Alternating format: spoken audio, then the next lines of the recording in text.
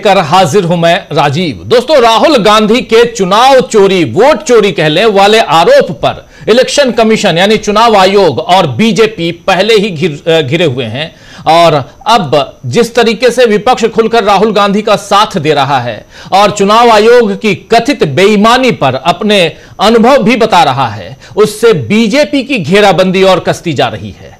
BJP पर चुनाव चोरी के आरोप उंगलियों में चिपके उस च्युइंगम की तरह हो गए हैं। जी हां, च्युइंगम आप लोग खाए होंगे जरूर कभी ना कभी। जिसको पसंद होगा वो ज्यादा खाए होंगे और जिसको कम वो कम खाए होंगे, लेकिन च्युइंगम एक बार तो जरूर खाए होंगे। च्युइंगम आप खाते हैं, अगर मुंह से सीधे फेंक दें तो कोई बात नहीं, लेकिन मुंह से अगर हाथ में लेते हैं और फिर उसको फेंकने की कोशिश करते हैं तो आप बताइए क्या होता है। होता यही है कि एक उंगली से दूसरी उंगली पर च्युइंगम चिपक जाता है। मतलब साफ दिख रहा है कि जब तक साबुन पानी लगा के हाथ को धोया न जाए, उंगलियों को धोया न जाए, तब तक वो च्युइंगम जो है इधर से उधर से इधर होता रहता है।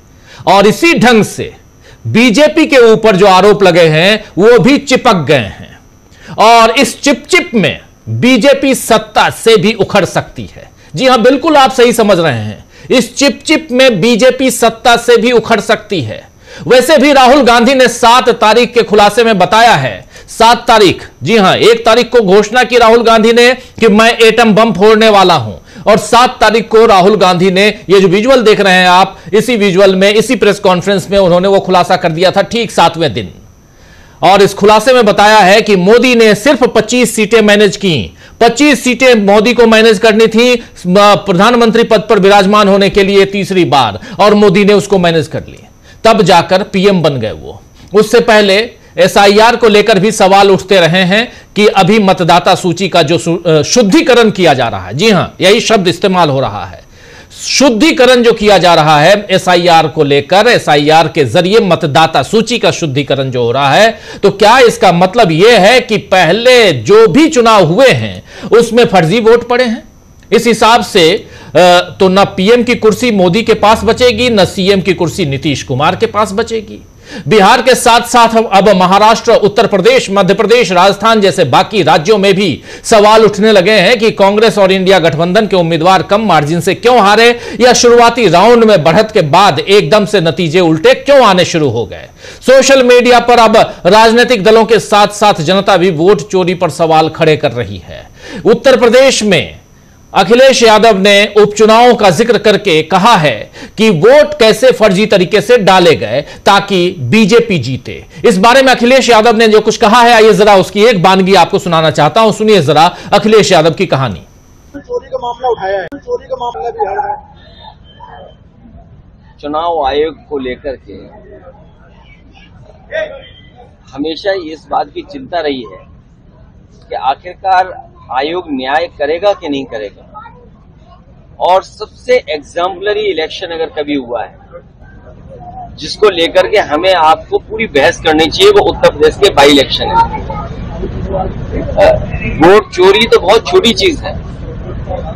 भारतीय जनता पार्टी के इशारे पर चुनाव आयोग ने डकैती की थी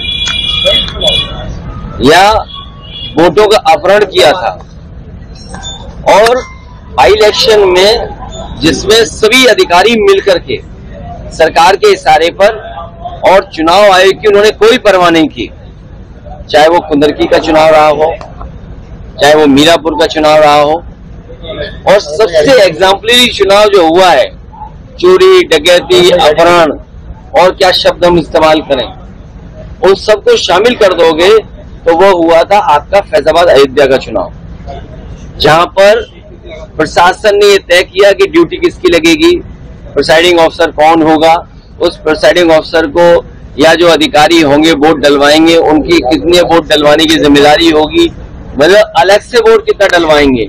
कई लोगों के वीडियो हमें आपको मिले थे जो 6 वोट डाल करके आ रहे। एक व्यक्ति पकड़ा गया था जो दूसरी, तो सुन रहे थे यहां आप अखिलेश यादव को। अखिलेश यादव ने इसे साफ तौर पर वोट चोरी से बढ़कर डकैती और अपहरण बताया है। साफ साफ आपने सुन लिया, अखिलेश यादव कह रहे हैं कि उपचुनावों में तो डकैती हुई है, अपहरण हुआ है, यानी दाल में बहुत कुछ काला है, यह देश देख रहा है। और यह बात यहां अखिलेश यादव कह रहे हैं। मोदी सरकार इस मुद्दे से ध्यान भटकाने के कई उपाय कर रही है, लेकिन उसमें भी सरकार फंस रही है। जैसे ऑपरेशन सिंदूर पर सेना की उपलब्धि को निजी बताकर वाहवाही लूटने की पोल भी खुल चुकी है। आज ही air chief marshal AP Singh ने बताया है कि 90 घंटे तक चली लड़ाई में पाकिस्तान के 6 विमान भारतीय सेना ने मार गिराए। बहुत अच्छी बात है, तालियां बजानी चाहिए, बिल्कुल तालियां बजनी चाहिए कि 90 घंटे तक चली लड़ाई में पाकिस्तान के 6 विमान भारतीय सेना ने मार गिराए।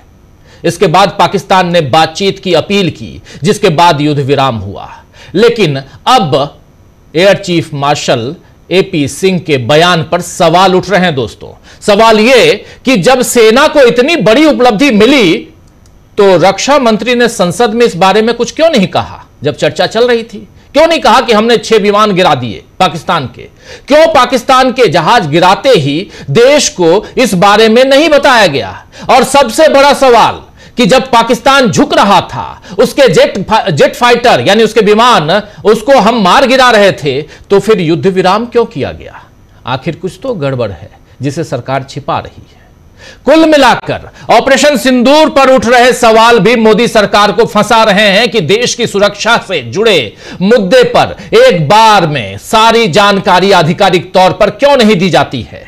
आप जानते हैं कि इस मसले पर विपक्ष मोदी सरकार को संसद में बुरी तरह घेर चुका है।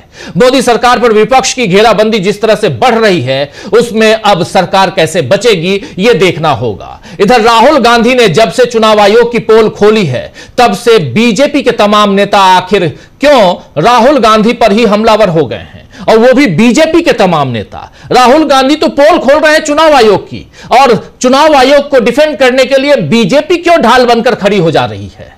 आखिर क्यों नहीं चुनाव आयोग से सवाल पूछे जा रहे हैं बीजेपी की तरफ से भी?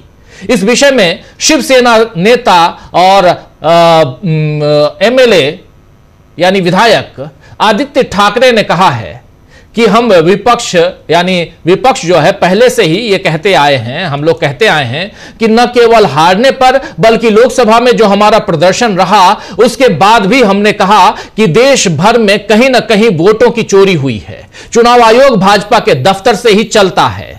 राहुल गांधी ने हवा में बातें नहीं की हैं, बल्कि उन्होंने वोटों की चोरी को पकड़ा है। आइए जरा सुन लीजिए आदित्य ठाकरे को, सुनिए जरा। देख रहे हैं कि राहुल गांधी ने वोट शुरू को लेकर बात कही। अब शरद पवार ने भी वही बयान दिया। बिल्कुल, हम ये पहले से ही कहते आए हैं, बहुत दिनों से कह रहे हैं, और ये हम सिर्फ हारने के बाद नहीं तो लोकसभा में जो हमारा परफॉर्मेंस रहा उसके बाद भी हमने कहा है कि देश भर में कहीं ना कहीं वोटों की चोरी हुई है।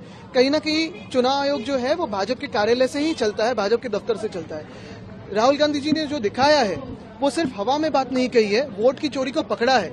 तो एक दो ऐसे लोग हैं जिन्होंने 4-5 दफा वोटिंग की है, 5 जगह अलग अलग वोटिंग की है, फोटो सेम है, नाम सेम है, लेकिन आज इधर तो कल उधर ऐसे वोटिंग की है। तो मुझे लगता है कि चुनाव आयोग चुनौती देने से बदले एक काम करे कि चलो डिबेट करते हैं राहुल गांधी जी से। पूरा चुनाव आयोग आए, राहुल गांधी जी अकेले खड़े रहेंगे और डिबेट करेंगे। जो हम बता रहे हैं वो सही है गलत ये तो पता है, क्योंकि जो भी हमें इन्फॉर्मेशन मिली है उन्हीं के वेबसाइट से मिली है। तो क्या उनका वेबसाइट गलत है, रिकॉर्ड गलत है? आज जो हम 2025 में है, एआई के दिनों में इनको सीसीटीवी फुटेज ये करना है, नष्ट करना है, तो कैसी बात चल रही है? हमारा देश और हमारे देश की संविधान और हमारे देश की लोकतंत्र खतरे में है। ना सिर्फ देश के लोग जानते हैं लेकिन दुनिया भर अभी जानने लगे हैं। पवन सिंह कह रहे हैं कि उद्धव ठाकरे हमने उत्तम। तो सुन रहे थे आप यहां आदित्य ठाकरे को। आप देखिए, कह रहे हैं कि पूरा चुनाव आयोग आ जाए और राहुल गांधी से डिबेट करे। एक तरफ चुनाव आयोग और दूसरी तरफ राहुल गांधी, डिबेट कीजिए। ये एक कॉन्फिडेंस है, और ये कॉन्फिडेंस कोई कांग्रेस का नेता नहीं दिखा रहा है, बल्कि इंडिया दल का जो समर्थक है, इंडिया दल का नेता बोल रहा है, इंडिया गठबंधन का नेता बोल रहा है, और नाम है आदित्य ठाकरे, जो यूबीटी शिवसेना यूबीटी ग्रुप का है, गुट का है। वो कह रहे हैं, इसका मतलब है कि एक कॉन्फिडेंस विपक्षी दलों में जो बढ़ा है वो राहुल गांधी के इस काम की वजह से बहुत ज्यादा बढ़ गया है। और इस कॉन्फिडेंस को आगे और बढ़ाना और दिखाना मैं चाहता हूं, आपके सामने रखना चाहता हूं। इधर राहुल गांधी की बात का समर्थन शरद पवार ने भी किया है दोस्तों। और अगर सीधे शब्दों में कहें तो वोट चोरी के खुलासे के बाद शरद पवार ने एक बड़ा खुलासा कर दिया है, जिसे दूसरा एटम बम कह सकते हैं। एक एटम बम तो राहुल गांधी ने फोड़ दिया, लेकिन दूसरा एटम बम फोड़ा है शरद पवार ने। शरद पवार ने कहा है कि महाराष्ट्र विधानसभा चुनाव से पहले उन्हें एक शख्स ने 288 में से 160 सीटें जिताने की गारंटी दी थी। एनसीपी एसपी ग्रुप जो शरद पवार गुट है, उसके प्रमुख शरद पवार ने क्या कुछ कहा है आपके सामने रख रहा हूं खोलकर। शरद पवार कह रहे हैं कि मुझे याद है कि महाराष्ट्र विधानसभा चुनाव की घोषणा से पहले 2 लोग दिल्ली से मुझसे मिलने आए थे। उन्होंने मुझसे कहा था कि महाराष्ट्र की 288 में से हम आपको 160 सीटों की गारंटी देते हैं। मैं हैरान था, सच कहूं तो मुझे चुनाव आयोग पर कोई शक नहीं था। इसके बाद मैंने उन लोगों और राहुल गांधी के साथ एक बैठक तय की।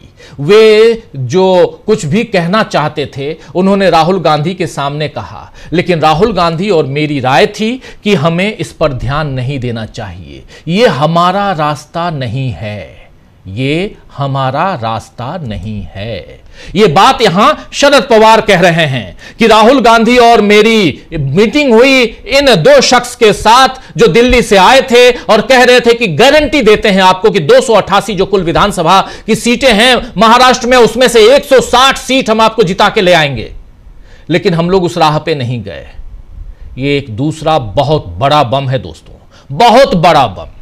जो राहुल गांधी कह रहे हैं उनके समर्थन में शरद पवार ने एक बड़ा बम यहां पर फोड़ दिया है। इसके बाद शरद पवार कहते हैं कि मैं अपने पूरे इंडिया गठबंधन के नेताओं को कहूंगा कि राहुल गांधी जी ने जो पोल खोल किया है, जो विस्फोट किया है, जो खुलासा किया है, जो पर्दाफाश किया है, उसको गांव गांव गली गली पहुंचाएं। और अब इसकी तैयारियां चल रही हैं। 11 तारीख यानी परसों जबरदस्त हंगामा होना है, सोमवार को आप देखिएगा। उसके बारे में हम जानकारी दे चुके हैं, थोड़ी जानकारी और देंगे हम। लेकिन क्या इन सब से झटका लगा है बीजेपी को? क्या इन सब से चुनाव आयोग झटके में है? राहुल गांधी का साथ इंडिया गठबंधन के नेता अब खुलकर दे रहे हैं। इसके क्या मायने देखे जाएं? कहां फंसे हुए हैं नरेंद्र मोदी? कहां फंसी हुई है नरेंद्र मोदी की नब्ज? दबी हुई है कह सकते हैं, या फंसी हुई उनकी डोर? जरा समझने की कोशिश करते हैं। पतंग की डोर किसी और के पास होती है। पतंग उड़ाए होंगे आप लोगों में से कई लोग बचपन में, नहीं तो अभी कई लोगों को उसका शौक भी होता है। पतंग की डोर आपके पास होती है, वो डोर जितना खींचोगे उतना पतंग ऊपर जाती, जितना ढील आप देंगे उतना पतंग जो है हवा में लहराती है। ये डोर आखिर किसके पास है? क्या अब वो डोर इंडिया गठबंधन के पास है? पीएम की कुर्सी की डोर? समझने की कोशिश